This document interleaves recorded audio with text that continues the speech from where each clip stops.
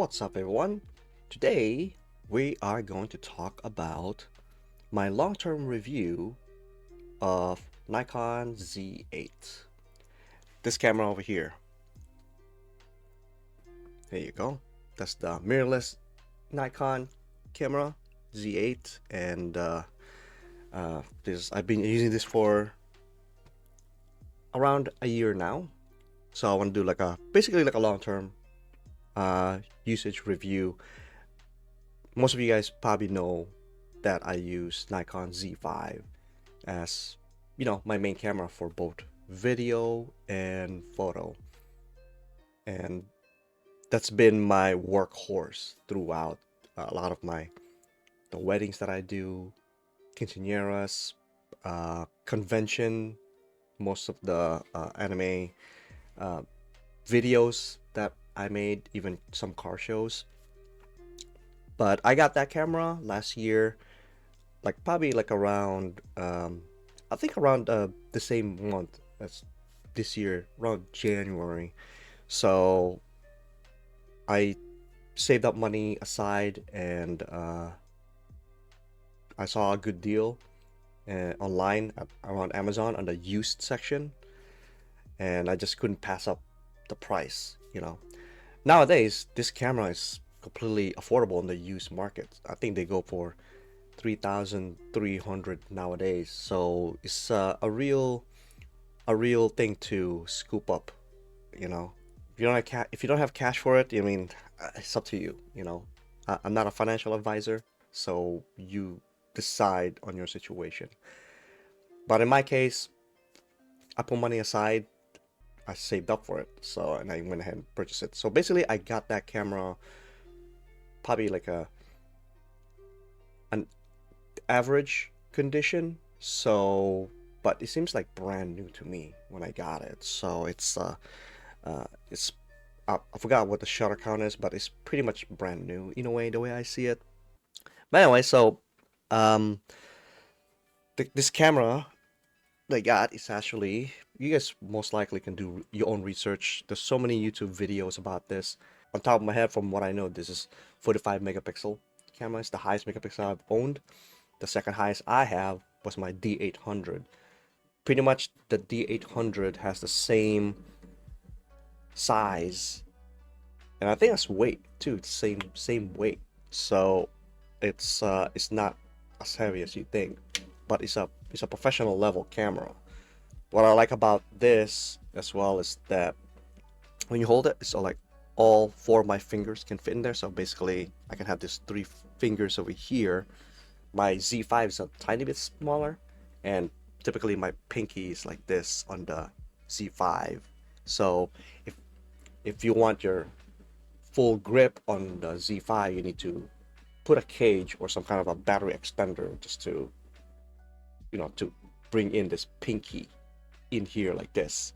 The Z8, I've actually used it on weddings and birthdays, graduation events, and also in terms of video, I actually did release a couple of videos, you know, in my YouTube channel, that me using this camera. And all I gotta say is this camera is amazing. It's like the best camera I've had since the D700. So I used to remember when I first got the D700, the DSLR, the autofocusing of that thing is just, and it's just on point. And also when at low light situation, it just locks in, you know, like if you try to focus on something on the dark, because some cameras, once you focus on the dark or lower light situation, it's doing that focus hunting thing where it's like you can't find where the focus is. If you want to see the comparison of this is the size difference between the D3 is a full DSLR camera. So this is the DSLR, full DSLR, and this is the Z8. So you can see the difference there. You know, it's it's really huge. This one is like a brick, you know, and this one's like a little bit tinier, but but it doesn't feel cheap. It's like you could tell that this thing is it's heavy duty. Another cool thing is that I like the swivel on this thing. The the swivel, how it swivels. So you have all these articulation of swivel, and you know you have to go like that. Or and the cool thing is this one has that portrait thing. So if I take a photo in a portrait, I can just like do this at low angle. Another really cool thing about this camera is it, I didn't have to worry so much. It has this thing. You think it's like a shutter thing, but it's actually a cover. So to protect it from, internal dust and all that kind of stuff, it's pretty cool. So the thing is as well is that it's shutterless. It's an electronic shutter, and it's kind of weird when you hear it.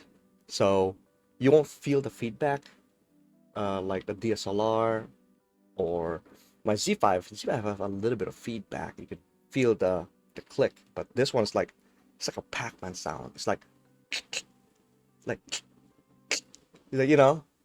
cool thing is too is that you can, if you're not satisfied with that feedback, you can upgrade the firmware and customize the sound. I haven't tried it yet. I already updated the firmware. I just never tried and test out the sound. So I don't know what kind of digital sound you can customize it to. But hey, yeah, that option is really cool. But yeah, in terms of low light, this I've used it plenty of times on weddings and let's say the function like when people are just dancing when it's only the DJ lights are on. I thought I'm gonna have problems uh, capturing moments with this at low light condition without any assistance of any lights. Man, this thing can focus at low light. Maybe it has something to do because it's a stacked sensor too. I don't know. So not super expert on that, internal stuff of this camera. I'm not saying it'll be a pitch black. That'll be maybe if you have a Sony, maybe that could. It's funny because I think when I got this camera and I I was shooting it in the dark and in weddings and stuff like that while everyone's just dancing on the dance floor. I kind of felt like, is this what having a Sony camera like? Because you guys know Sony can shoot or focus at low light. Like it's freaking, I don't know, I guess night vision or something. And also in terms of ISO, I set the ISO on certain area on certain standards in terms of like, okay, what's the camera's capability in terms of ISO, right? And when does it get noisy? Is it ISO 800? Is it ISO 1600? It gets noisy, With my Nikon Z8, like first I topped it out to 6K, right? ISO 6K. And then afterwards, I was like, oh, cool, it's nice and clean, And then I topped it out to ISO 8K. Oh my God, it's so clean. I'm like, man, what the heck? This is great. I didn't have to use an external software. Everything looks clean. I mean, I'm sure there's a situation that you probably will still use the software to clean up everything, but I basically topped it at 8K. I would just put in auto ISO and 8K. That's the highest I could go. So I tried a 12K. It's pretty decent. A 12K, that means I have that extra boost if I want that, without using light, strong light source or anything. It's still pretty clean. I mean it's not clean, but there's still gonna be noise in it, but it's easily removable using Lightroom.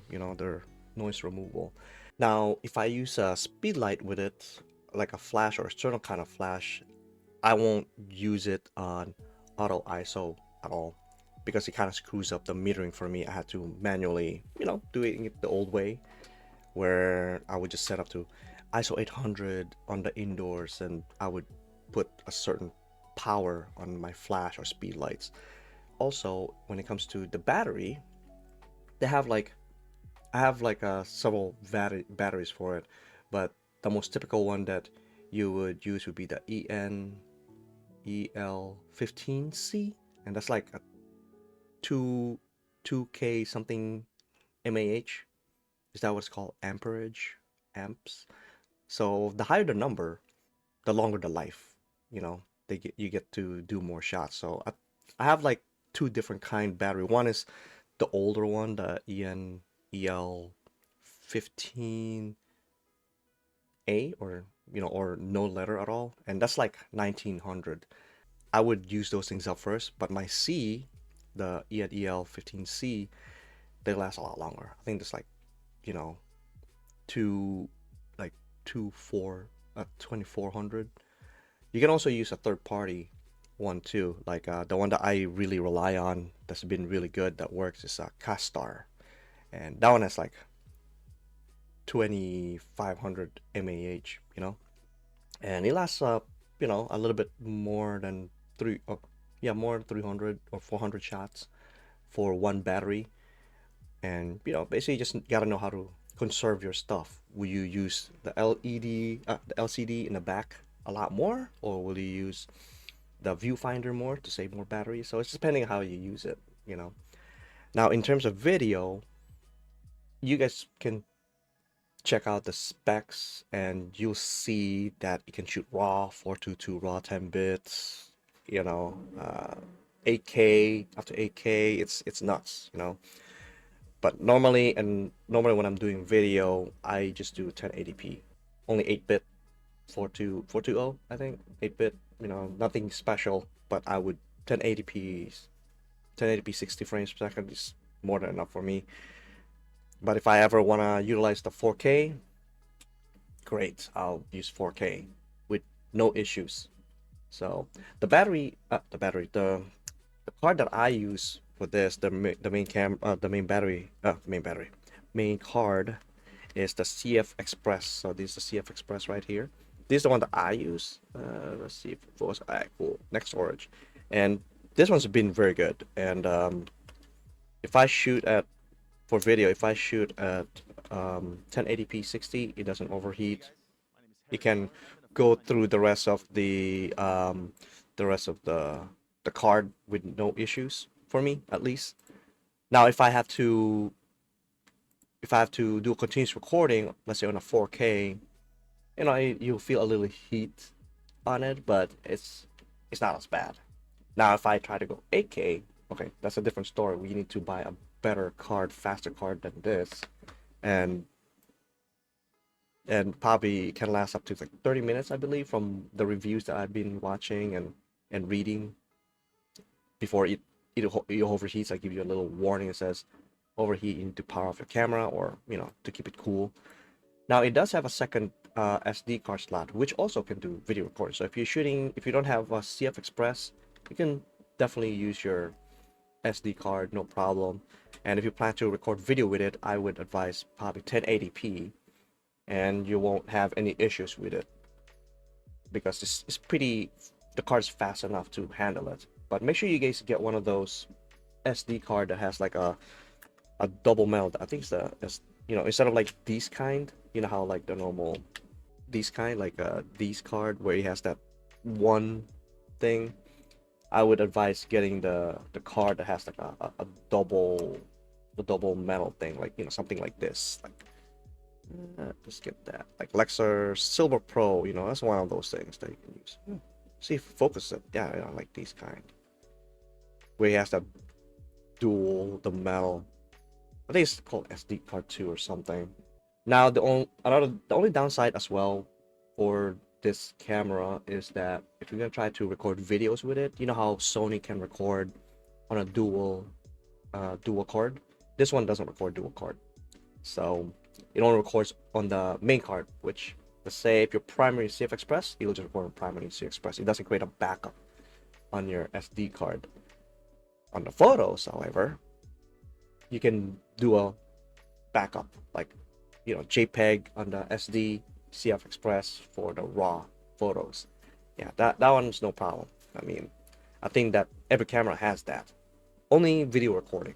So, but you know what? I don't need it, honestly. I don't. So when I do video recording, I have no problems with it. And the colors, oh man, the color science of this thing is amazing. It's like the color science is different. The color profile, it just looks good. As soon as you take a photo with it, it makes you feel proud using this camera because it makes it feel like, man, I took that photo. Shoot, you know, it kind of makes you feel good. It's almost like almost every shot that I take with this camera, I'm like satisfied with it, like satisfied or even beyond my expectation. One more thing, stabilization. It's really great. It's really good. So I like the stabilization of this, but sometimes, you know, I can't even really tell the difference as much because I'm so used to doing handheld, and when I use my Nikon Z5 in terms of stabilization, it's great. When I use my Panasonic Lumix GH5, it's really great too. So I couldn't really say much about it. Besides that, it's really good in terms of image stabilization. But yeah, guys, pretty much that's it. And if you guys have any other questions or anything that I haven't covered in this video, I know I talk a lot, please put them in the comments. And if you enjoyed this video, find value on it, make sure you hit that subscribe, like this video to kind of help me get to 500 subs. I just recently made 300, so, and it feels great. And if you'd like to see some of my work besides my videos here at this channel, you can see some photos. And you know, if you want to support my work, it's patreon.com/IamPhotoVideoist. So I have stuff there that you know, I did a lot of fashion shoot, car shows, boudoir, you know, free posts on the website itself. So it's if you guys can have some access to that. So yeah, if you like to support my work, you know, consider probably subscribing to my Patreon, which this year I lowered a lot of the prices due to, you know, obviously economy and stuff like that. I want to help out, you know, make it more affordable for everyone. And yeah, I'm pretty active on that page. So that being said, until next time, guys, see you in the next video. Later.